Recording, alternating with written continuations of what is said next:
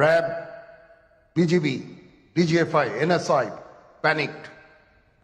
এই অর্গানাইজেশনগুলোকে যদি আন্ডারমাইন করে আপনারা মনে করেন যে দেশের শান্তি শৃঙ্খলা বিরাজ করবে, সবাই শান্তিতে থাকবেন, সেটা হবে না, সেটা সম্ভব না। আমি আপনাদের পরিষ্কার করে বলে দিচ্ছি, এই দেশের শান্তি শৃঙ্খলা রক্ষার দায়িত্ব খালি সেনাবাহিনীর না। 2 লক্ষ পুলিশ আছে, বিজিবি আছে, র্যাব আছে, আনসার ভিডিপি আছে, আমার আছে হচ্ছে 30,000 সৈন্য। এদেরকে আমি এই যে একটা বিরাট ভয়েড, আমি এই 30,000 সৈন্য দিয়ে আমি কিভাবে এটা পূরণ করব? এটা দিয়ে আমরা দিন রাত আমরা চেষ্টা করে যাচ্ছি। এখানে যে সমস্ত উচ্ছৃঙ্খল কাজ হয়েছে সেটা আমাদের নিজস্ব তৈরি, এটা আমাদের নিজস্ব